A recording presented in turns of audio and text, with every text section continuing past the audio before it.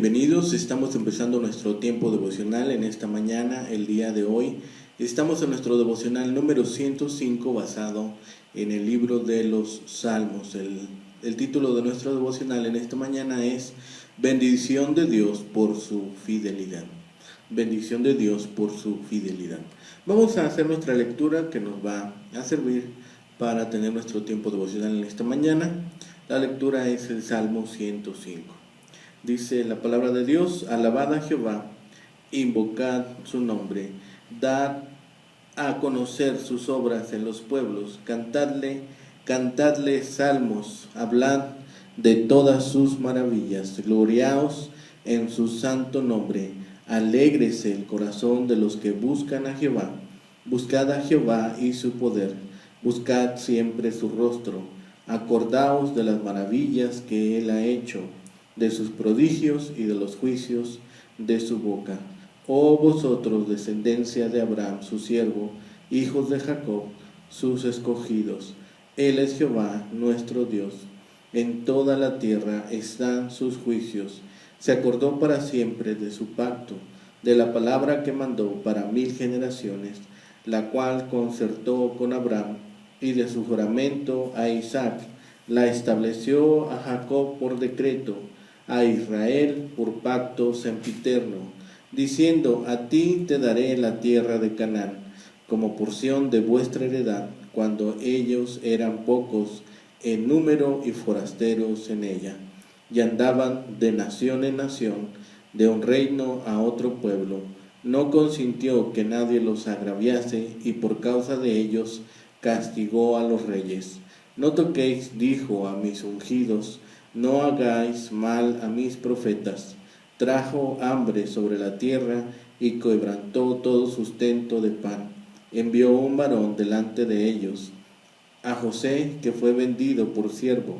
Afligieron sus pies con grillos. En cárcel fue puesta su persona hasta la hora que se cumplió su palabra. El dicho de Jehová le probó. Envió el rey y le soltó. El Señor de los pueblos le dejó ir libre y lo puso por señor de su casa y por gobernador de todas sus posesiones, para que reprimiera a sus grandes como él quisiese, y a sus ancianos enseñoreara sabiduría. Después entró Israel en Egipto, y Jacob moró en la tierra de Cam, y multiplicó su pueblo en gran manera, y lo hizo más fuerte que sus enemigos. Cambió el corazón de ellos para que aborreciesen a su pueblo, para que contra sus siervos pensasen mal. Envió a su siervo Moisés y a Aarón, al cual escogió, puso en ellos las palabras de sus señales y sus prodigios en la tierra de Cam.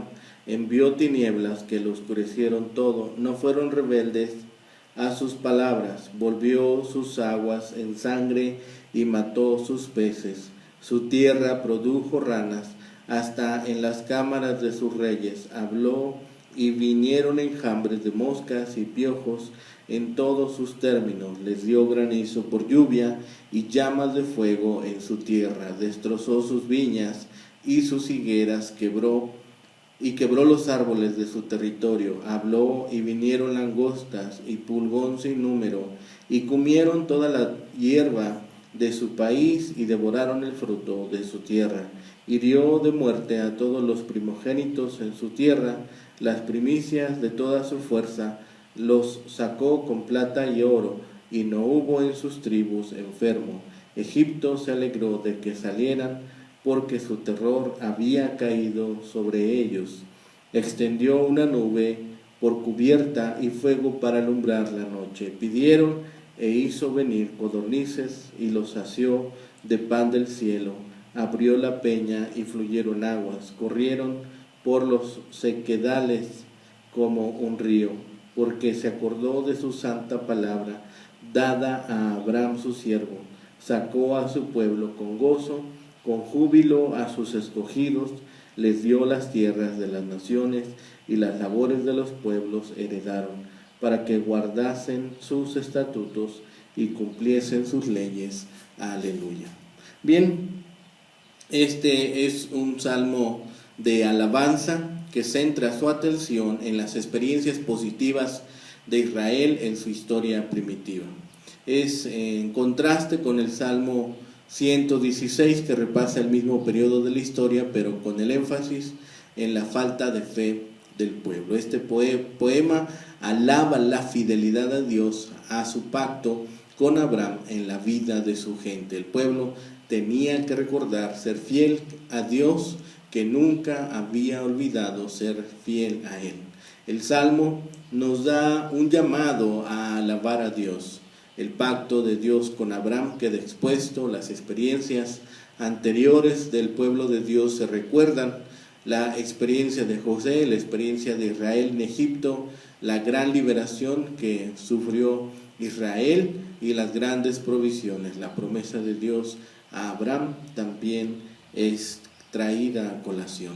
Este salmo fue compuesto después del regreso de la cautividad de Babilonia. Nos ofrece una perspectiva de lo que Dios hizo con Abraham y sus descendientes hasta el tiempo en que los israelitas tomaron posesión de la tierra prometida. Por eso vemos el pacto de Dios con los patriarcas, su cuidado de ellos mientras estaban peregrinando. Un resumen de la historia de José con su promoción a primer ministro de Egipto y el incremento de Israel en Egipto y su posterior liberación, y el cuidado que tuvo de ellos en el desierto y su asentamiento en Canaán. Este salmo es un himno alabando a Dios por su fidelidad en cumplir su promesa de dar la tierra a los patriarcas. El salmo casi se divide en dos mitades. El versículo 23 sirve como punto neurálgico de este salmo. Los primeros dos versículos se dividen en la introducción, en la descripción de Canaán a Egipto. Cada una de esas secciones llaman a la adoración, es un anuncio de la peregrinación por Canaán y la historia de José. En el versículo 23 cambia el salmo de la peregrinación de Egipto a la estancia que se tuvo ahí por parte de Israel. El segundo grupo continúa con la historia en Egipto y vuelve a Canaán, llegando al punto culminante hacia el versículo 44. Por las dos partes están vinculadas por envío, por la inclusión de la promesa a Abraham y formando pares, da tierra de Canaán o tierra de las naciones con heredad y poseyeron. El último llamamiento a la alabanza lleva a los escuchas a la llamada inicial. Es así que es más probable que el cronista ofreciera material de adoración por su conveniencia a su día cuando Israel no tenía posesión de la tierra.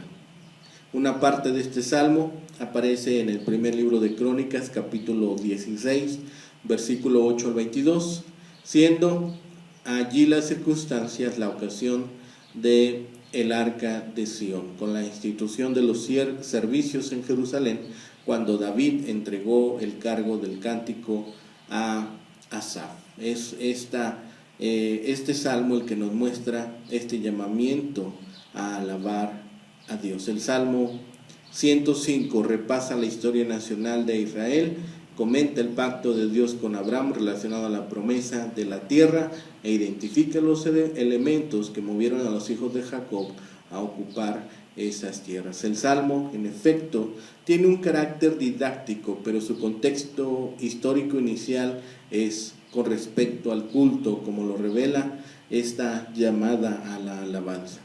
Primero, veremos en estos primeros 6 versículos que el Salmo comienza con una muy clara exhortación a la alabanza y a la gratitud. Se pueden identificar con precisión los llamados imperativos al pueblo para expresar a Dios su gratitud. Les dice: alabad, invocad, cantadle, gloriaos, alégrense, busquen, acuérdense. Y junto al llamado al pueblo se revelan acciones divinas extraordinarias que sirven de fundamento que motiva su gratitud.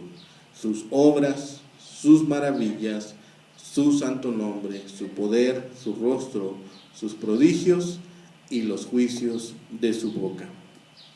Las alabanzas que solicita el salmista subrayan la importancia del nombre divino, que es una manera poética de enfatizar su naturaleza santa y de destacar el poder que se muestra en su rostro y en su boca. Para introducir el tema histórico, el poema identifica al pueblo como descendencia de Abraham e hijos de Jacob, a quienes se identifica como su siervo y sus escogidas. En efecto, desde el comienzo mismo de este poema se pone en justa perspectiva el fundamento teológico de las alabanzas a Dios mismo. Se destacan sus extraordinarias cualidades éticas y morales que posteriormente se verán en sus intervenciones salvadoras y redentoras en medio de la historia nacional. Para un bloque más grande, del versículo 7 al 15 aproximadamente, en esta sección del poema enfatiza el pacto que tiene como finalidad llegar y disfrutar de la tierra prometida. Es este salmo que nos presenta este marco histórico que comienza con una identificación precisa del Dios que reclama las alabanzas y que interviene en la vida del pueblo. Es nuestro Dios para destacar los temas de la cercanía y la pertenencia, y es justo, pues afirma que los juicios divinos están diseminados en toda la tierra, que es una manera de poner de relieve su extraordinario poder.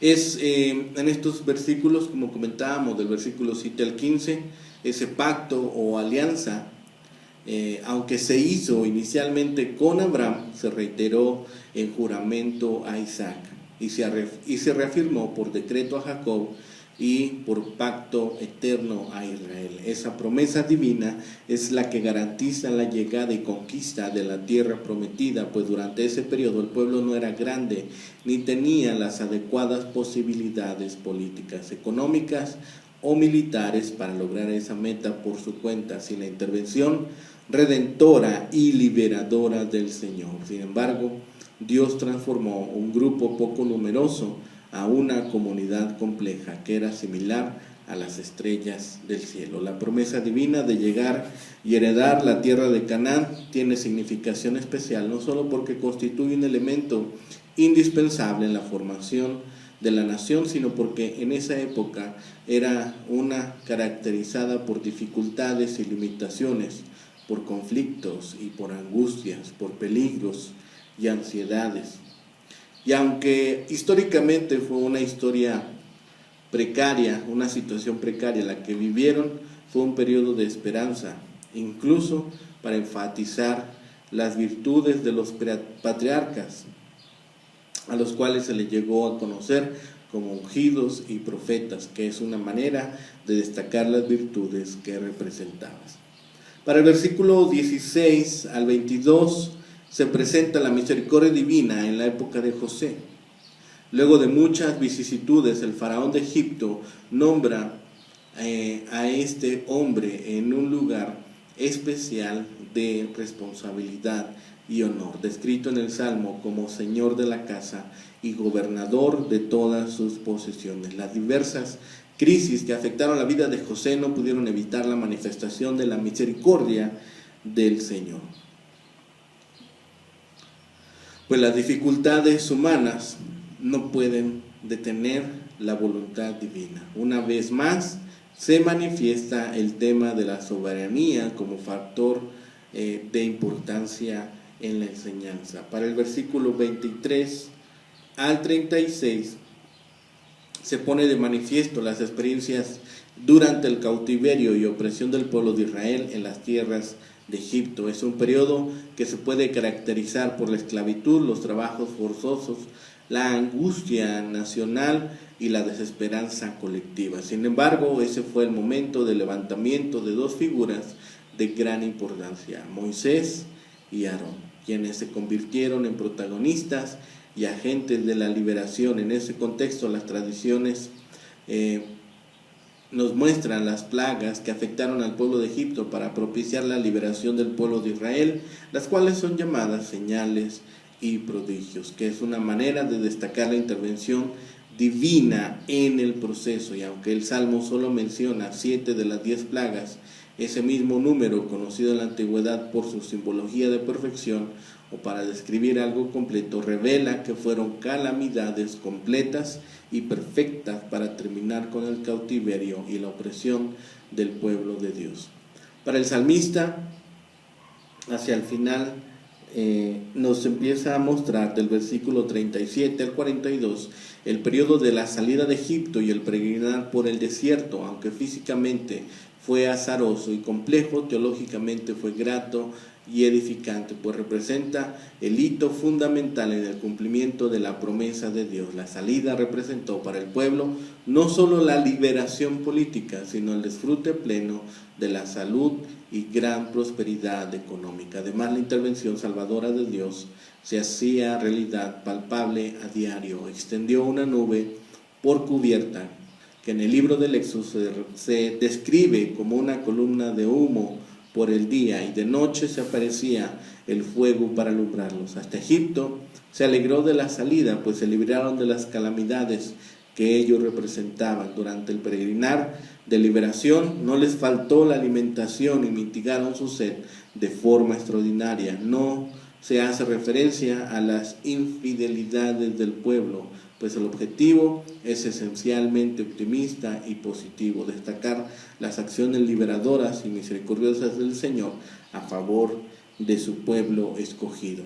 Hacia el final del versículo 43 al 45, en la conclusión del Salmo, regresa al tema inicial, la referencia a la promesa de la tierra hecha a los antepasados de Israel. Se destaca el gozo y el regocijo tanto del pueblo como para con Dios al ver el cumplimiento de la promesa y llegar a la tierra de Canaán, que aunque pertenecían a otras naciones, Israel la heredaría. El Salmo finaliza con las únicas expresiones de reclamo divino. El pueblo de Israel debe guardar en la tierra prometida los estatutos divinos. En efecto, deben cumplir con las leyes del Señor, y una aleluya de gratitud culmina el poema. En efecto, este salmo es un llamado a la alabanza por el reconocimiento de las manifestaciones salvadoras de Dios en la historia. El poema representa una manera educativa de repasar la historia nacional a la luz de la voluntad divina. El objetivo es descubrir la particular naturaleza del Dios que tiene la capacidad de establecer pactos con su pueblo y mantenerlos hasta su final cumplimiento. En ese proceso de manifestación extraordinaria de fidelidad y lealtad, únicamente sostiene a Dios la gracia, el amor y la misericordia. Este salmo no incorpora el tema de la fidelidad humana, solo destaca el poder y la virtud de la fidelidad del Señor. Hoy, en nuestros días, de este salmo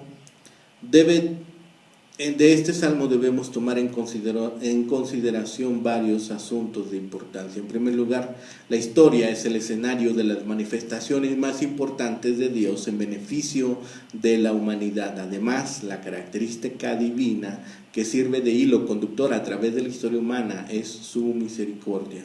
Esos dos principios son necesarios para traducir el mensaje de este salmo en las categorías que puedan contribuir a una mejor comprensión de la voluntad divina en la sociedad contemporánea.